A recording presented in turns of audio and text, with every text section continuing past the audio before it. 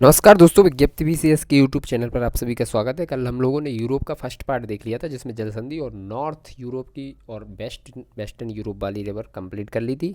आज हम लोग देखेंगे मेडिटेरियन सी की रिवर, और आगे कोशिश करेंगे कि आज यूरोप को कंप्लीट कर लेंगे, ठीक है। और दूसरी बात कि आप लोग आउटलाइन मैप जरूर फिल करिएगा भैया, नहीं तो वर्ल्ड मैप थोड़ा सा टफ पड़ जाता है, आपको समझ में नहीं आएंगी चीज़ें। चलिए तो देखते हैं। अब देखिए, यहाँ पे आपको मिलेगी लेक जनेवा, ठीक है। लेक जनेवा, तो लेक जनेवा से क्वेश्चन कैसे बनता है कि लेक जनेवा से कौन कौन सी रिवर निकलती हैं। सबसे पहले तो तीन रिवर निकलती हैं यहाँ से। एक ये राइन रिवर जो जर्मनी से होते हुए नॉर्थ चैनल में गिर जाती है जाके नॉर्थ सी में, और नॉर्थ चैनल की डोवर जल संधि में जाके वहाँ पे गिरती है ये, ठीक है। दूसरी है रोन रिवर, और तीसरी है पो रिवर। तो चलिए अब देखते हैं। क्वेश्चन ऐसे बनता है कि कौन कौन सी रिवर लेक जनेवा से निकलती है, ठीक है। और दूसरा बनेगा कि लेक जनेवा कौन से देश में स्थित है, तो ये स्विट्जरलैंड में स्थित है। तीसरा बनेगा कि लेक जनेवा कौन से माउंट्स पर स्थित है, तो एल्स माउंटेन पर ये स्थित है। चलिए ठीक है, देखते हैं।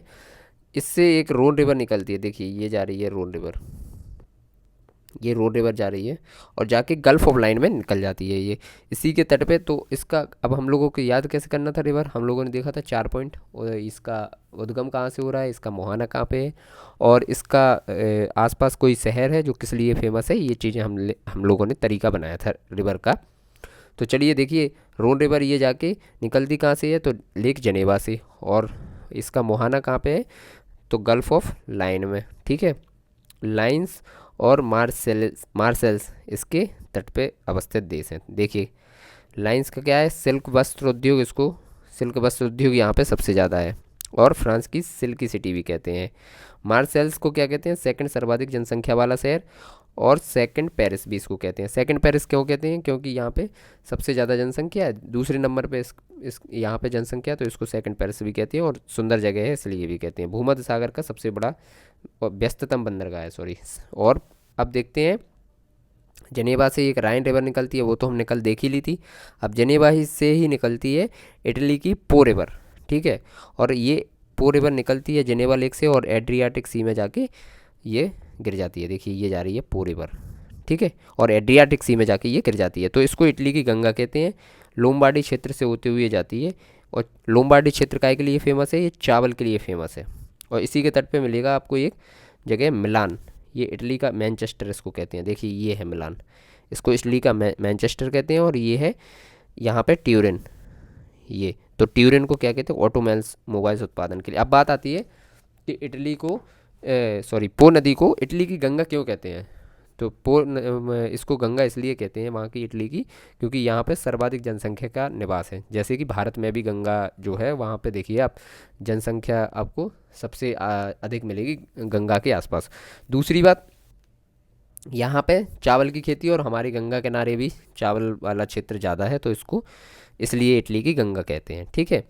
अब देखते हैं टाइबर रिवर। टाइबर रिवर जो है वो उद्गम होगा इसका माउंट फूमी ओलो से, फूमे ओलो से, और ये निकलेगी जाती हुई यहाँ से, देखिए ये जा रही है, और वेटिकन सिटी से होती है रोम, रोम के किनारे थेरिनियन सागर में जाके मेडिटेरियन सी से मिल जाती है, ठीक है। तो ये हो गई है तीन रिवर, ठीक है। अब देखिए आगे देखते हैं। आगे रिवर है एक यहाँ की ब्लैक सी में जाके गिरती है रिवर ये, और ब्लैक फॉरेस्ट से निकलती है डैन्यूब रिवर। ये डैन्यूब रिवर से क्वेश्चन बनता है कि ये यूरोप की सबसे अधिक देशों से होकर जाके निकलती है। कौन कौन से देशों से, नौ देशों से होकर जाती है। कैसे, देखिए जर्मनी से स्टार्टिंग होती है, Germany, Australia, Slovenia, Hungary, cross, ये देखिए ऐसे जा रही है, Germany, Austria, Slovakia, Hungary, crochet, Serbia, और बुल्गारिया, रोमानिया, और ये जाते हुए यूक्रेन की सीमा को टच करते हुए ब्लैक सी में गिरती है। तो ये इससे क्वेश्चन बना है कई बार कि कौन कौन से देश, ऐसे दो तीन देश दे देता है कि कौन से देशों से होकर डैन्यूब रिवर गिरती है, तो आप लोग इसको याद कीजिए। अब चलिए देखते हैं नीस्टर रिवर। नीस्टर रिवर जो है वो कार्पेथियन पर्वत श्रेणी से निकलती है। इधर आपको मिलेगी कार्पेथियन पर्वत श्रेणी, और यह मेल्डोवा का महत्वपूर्ण क्षेत्र से होते हुए और ब्लैक सी में गिर जाती है, ठीक है। तो ये हो गई डैन्यूब रिवर। अब नेक्स्ट है नीस्टर रिवर। तो नीस्टर रिवर ये कहाँ से निकलती है, ये नीस्टर हो गई, ये नीपर रिवर। नीपर रिवर निकलती है बल्दाई हिल्स से। बल्दाई हिल्स यहाँ रूस के आस पास मिलेगी आपको, जो यूरोप वाला रूस है उसके किनारे पे।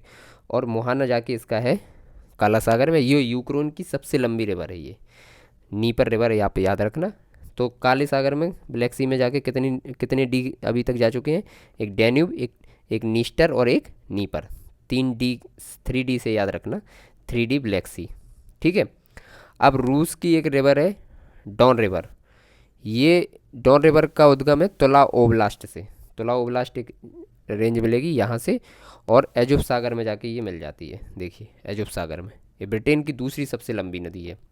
तो इसका ये ज़रूर याद रखा करो कौन सी किस नंबर की लंबी नदी है, छोटी, सबसे बड़ी, इस टाइप की चीज़ है। क्योंकि सबसे बड़ी नदी तो यूरोप की वोल्गा है, तो ये यूरोप की दूसरी सबसे लंबी नदी। चलिए अब आगे देखते हैं आगे क्या है। अब देखो यहाँ पे आर्कटिक ओशन मिलता है, और ये रूस है, जो कि यूरोप वाला ही रूस है। ठीक है, यूरोप वाला रूस। यहाँ पे आपको रिवर दिखेगी पेचोरा रिवर। देखो कोयला भंडार की श्रेणी से ये कोयला भंडार के उत्पादन के लिए सबसे महत्वपूर्ण क्षेत्र यही वाला माना जाता है। तो पेचोरा रिवर इधर पे, फिर मेजन, उसके नीचे एन डेविना और ओनेगा रिवर।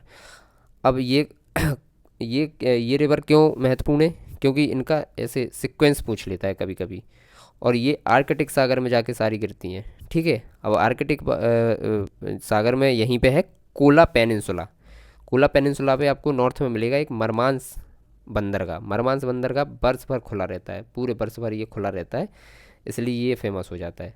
अब देखिए यहाँ पे थोड़ी सी जगह कम है, तो मैं यहीं पे बता दे रहा हूँ। ये कैस्पियन सी है, ब्लैक सी से थोड़े आगे जाके आपको मिलेगी। ईस्ट की ओर जब आप जाएंगे तो आपको कैस्पियन सी मिल जाएगा। ठीक है।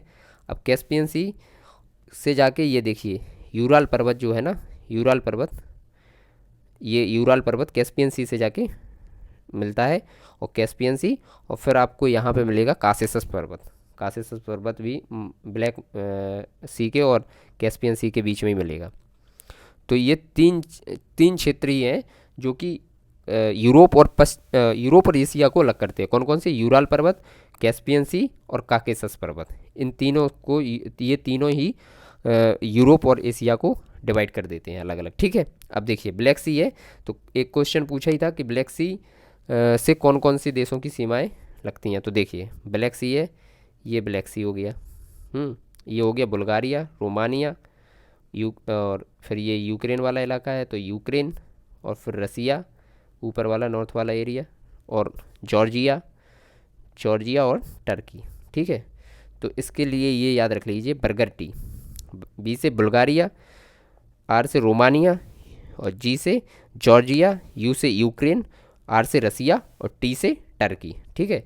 तो ये ब्लैक सी वाले जो देश हैं आसपास वाले, ये आप याद रख लीजिएगा इस ट्रिक के माध्यम से। ठीक है। अब देखते हैं यहाँ के इम्पोर्टेंट माउंटेन्स। देखिए ये स्कैंडेवियन पेनिनसुला था जो, उस पर है स्कैंडेवियन माउंट्स। इसी पर आपको मिलेगा एक क्रोना जगह, जो लोह उत्पादन के लिए बहुत फेमस जगह है। तो ये जो क्षेत्र मिलते हैं किस चीज़ के लिए, कौन से फेमस हैं, ये आप आउटलाइन मैप पे ज़रूर फिल कर लीजिएगा। बाकी देखिए ये पीडीएफ तो हम टेलीग्राम चैनल पे दे ही देंगे आपको, लेकिन फिर भी आप ये फिल ज़रूर कीजिएगा, जिससे चीज़ें हमें देर तक याद रहेंगी। ठीक है। ग्लोमेंट माउंटेन भी यहीं पे मिलता है। ठीक है। अब देखिए एल्स पर्वत है, ये एल्स पर्वत बहुत इंपॉर्टेंट है। पहले तो ये कौन कौन से देशों में, ये पूछ लेता है एल्स पर्वत से जब क्वेश्चन आता है। तो ये जर्मनी में है, फ्रांस में, स्विट्ज़रलैंड में और ऑस्ट्रेलिया, 4 देशों में ये फैला हुआ है एल्स पर्वत। अब एल्स पर्वत पे कौन सी झील स्थित है, तो अभी हमने देखा था जनेवा लेक जो थी। जनेवा लेक से कितनी नदियाँ निकलती हैं? 3 नदी निकलती हैं हमने। कौन कौन सी? राइन, रोन और पो रिवर। ठीक है। अब देखिए एल्स पर्वत पे चोटी मिलती है एक माउंट ब्लांक। ये एल्स पर्वत की सबसे ऊंची चोटी है, माउंट ब्लांक सबसे ऊंची चोटी है, और माउंट मैटरहॉर्न भी यहीं मिलेगी आपको। ठीक है। अब देखिए बे ऑफ बिस्के के किनारे आपको मिलेगा कैंटाबेरियन माउंट्स, जो कि स्पेन में स्थित है, और यहीं पे स्पेन और फ्रांस की राजनीतिक सीमा बनाता है ये मिलेगा आपको पायरेनीस पर्वतीय क्षेत्र। ये है पायरेनीस पर्वतीय क्षेत्र। पायरेनियस पर्वत क्षेत्र पे बीचों बीच आपको एक देश मिलेगा, अंदोरा। अंदोरा देश, तो अंदोरा से ऐसे क्वेश्चन आ सकता है कि एक ऐसा देश, यूरोपीय देश जो कि पूरी पूरी तरीके से पर्वतीय क्षेत्र पर स्थित है, तो अंदोरा देश है ये। अब देखिए और साउथ की ओर आइए, तो साउथ में स्पेन में तीन हम लोगों को रेंज मिलेगी। देखिए सियारा मोरेना, सियारा नेवेदा और वेटिकन कार्डिलेरा। इसका हमने कोड बनाया है मोनेको। देखिए अगर नॉर्थ से साउथ वाली पूछ ले या साउथ से नॉर्थ में लगाने पूछ ले तो मोनेको से याद रख लेना, मो से मोरेना और नेवेदा और कार्डिलेरा, ठीक है। अब देखिए, अब जब हम इटली में आएंगे तो इटली में मिलेगा हमें एपेनीज माउंट, ठीक है। एपेनीज माउंट पे, माउंट की क्या खासियत है, ये ब्लैक बोन ऑफ इटली भी कहा जाता है इसको, ये क्वेश्चन आया हुआ है, ब्लैक बोन ऑफ इटली कैसे कहा जाता है एपेनीज माउंट को। टाइबर रिवर इसी को काटते हुए निकलती है, रोम से होती हुई और मेडिटेरियन सी में गिर जाती है। माउंट बेसबीस इसी में मिलता है, माउंट बेसोबियस। माउंट बेसोबियस से भी क्वेश्चन पूछा हुआ है, सक्रिय ज्वालामुखी पर्वत है ये माउंट वेसुवियस, ठीक है। माउंट एटना इटली के सिसिली द्वीप पर मिलता है माउंट एटना, तो ये भी हम देख लेंगे। फिर आपको मिलेगा वेटिकन सिटी, हमने देखी थी वहाँ पे मिलेगा, सॉरी बाल्कन जो सिटी देखी थी हमने, बाल्कन कंट्रीज़ देखी थी, तो यहाँ पे मिल जाएगा आपको बाल्कन माउंट्स। ब्लैक सी के किनारे पे हमको ये मिलेगा। अभी हमने देखा था तीन एरिया थे जो यूरोप को एशिया से अलग कर रहे थे, तो कासिकस माउंटेन, यही है कासिकस माउंटेन। कौन कौन से देश से सीमा लगती है, तो रूस, आर्मेनिया, जॉर्जिया और अजरबैजान, ठीक है। ये चीज़ें आप लोग थोड़ा सा देखते रहिएगा कि कौन चीज़ें किसको भाग अलग करती हैं, कौन किसको जोड़ती हैं। अब देखते हैं हम लोग ग्रीन जीएमटी रेखा, ग्रीनविच मीन टाइम। जीएमटी रेखा कौन कौन से देशों से नॉर्थ से देखते हुए आते हैं, तो ये ब्रिटेन, फ्रांस और स्पेन। तो देखिए अब जब जब सब ग्रीन रहेगा तभी बीएसएफ कब आगे बढ़ती है, तब सब कुछ ग्रीन सिग्नल मिल जाए, ग्रीन सिग्नल मिलेगा तभी आगे मिलती है। तो बीएसएफ कोड बना लीजिए इसका, बी से ब्रिटेन, एस से स्पेन और एफ से फ्रांस। और फिर ये है ये यूरोपियन कंट्री थी तीन, अब है अफ्रीकन कंट्री। अफ्रीकन कंट्री कौन कौन सी आती है, अल्जीरिया, माली, बुर्किना फासो, टोगो और घाना। मतलब ऐसे ही आप लोग ऐसे नॉर्थ से जाओगे तो ये यूरोप के पार्ट से होते हुए जब निकलोगे तो इस वाले पार्ट से अफ्रीका से आप निकलोगे तो वहाँ पे मिलेगा अल्जीरिया, माली, बुर्किना फासो, टोगो, घाना।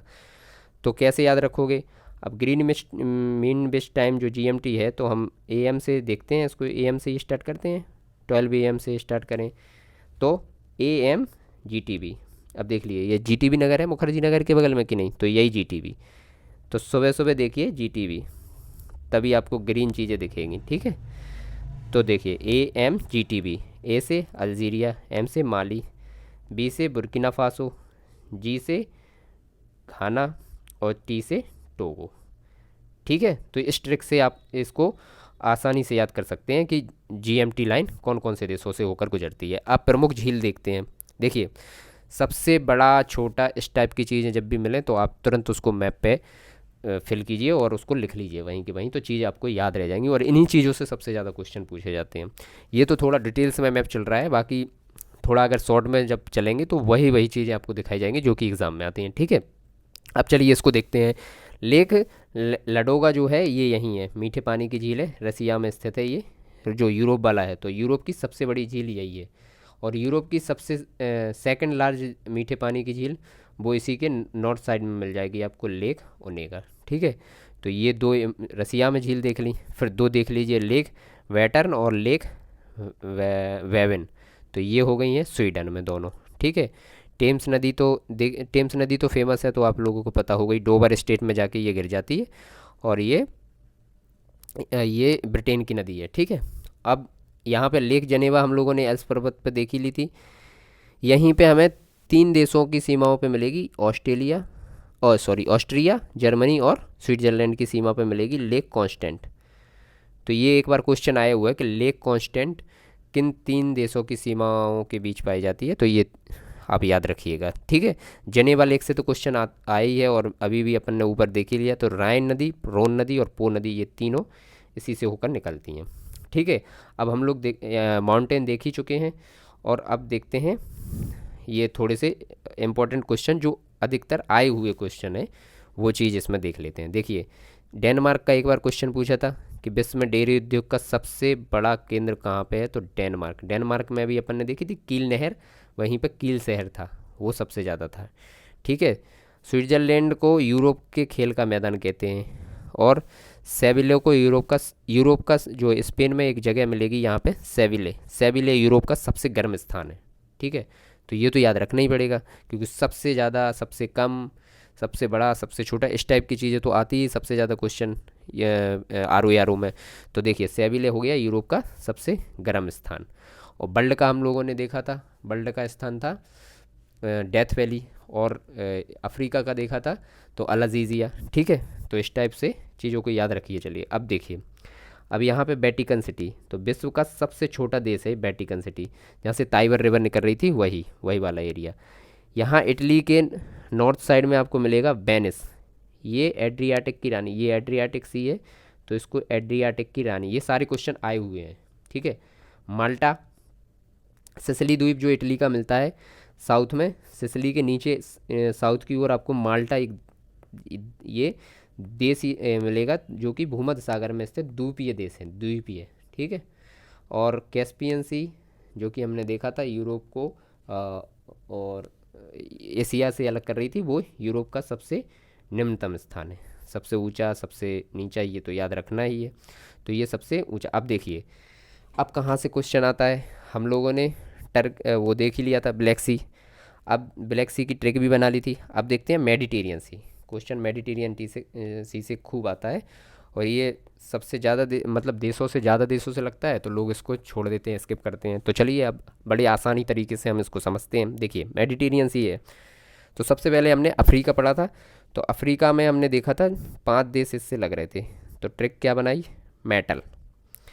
मोरक्को सबसे पहले ही था, फिर अल्जीरिया, फिर ट्यूनीसिया, फिर लीबिया और इजिप्ट। ठीक है। तो ये अफ्रीकन कंट्री है जो कि मेडिटेरियन सी की सीमा से लगती है। चलिए अब चलते हैं अपन लोग यहाँ एशिया की ओर। एशिया में कौन कौन से देश लगते हैं, टर्की, सीरिया और लेबनान, इज़राइल और साइप्रस। तो इसकी सी लिस्ट के नाम से आप लोग ट्रिक बनाइए, सी लिस्ट। सी से साइप्रस, और एल से लेबनान, आई से इज़राइल, एस से सीरिया और टी से टर्की। ठीक है। तो ये भी आपको याद हो जाएगा। अब देखते हैं सबसे ज़्यादा परेशान करते हैं यूरोपीय कंट्री की कौन कौन सी लगती हैं। तो यूरोपीय देश कौन कौन से लगते हैं, तो स्पेन, फ्रांस और इटली। और फिर यहाँ पे कौन कौन से लगते हैं, देखिए स्लोवानिया, क्रोशिया, बोस्निया और कौन सा है, मॉन्टीनीग्रो, और यहाँ पे अल्बानिया और ग्रीस। ठीक है। तो अब कैसे याद रखेंगे इनको, तो देखिए याद रखने का तरीका, सबसे पहले हम लोग क्या, देखिए IFS अधिकारी होता है, तो देखिए IFS लिख लीजिए, IFS। ठीक है। तो I से इटली, और F से फ्रांस, और S से स्पेन। अब देखिए फिर IFS कौन हो सकता है, कोई भी हो सकता है, ABC। तो ABC से कर लीजिए अल्बानिया, B से बोस्निया और C से क्रोशिया। 3 ये हो गए। फिर क्या करेगा, IFS ABC मंडे को स्लो घूमेगा, कहाँ पे, ग्रीन पे, ग्रीन घास पे। ठीक है। तो मंडे से मॉन्टीनीग्रो, स्लोवानिया और इससे ग्रीस। तो कितनी कंट्री हो गई, ये 3, ये 3 6 और 3 9, 9 कंट्री ये हो गई। ठीक है। 9 ये, 5 ये कंट्री और 5 ये कंट्री, 5 5 10 और 9 19 कंट्री। बड़ी आसानी से हम लोगों को याद हो गई कि नहीं हो गई। तो देखिए ऐसे ही देखते हैं। अब कल हम लोग स्टार्ट करेंगे एशिया। थोड़ा सा पार्ट बचा हुआ है जो रूस का इलाका है जो यूरोप में लगता है, वो भी हम लोग कल कंप्लीट कर लेंगे। और आगे फिर ऑस्ट्रेलिया, बस 2-3 दिन का वर्ल्ड मैप बचा हुआ है, तो उसको समझते हुए चीज़ों को हम आसानी से ख़त्म करेंगे। चलिए धन्यवाद दोस्तों।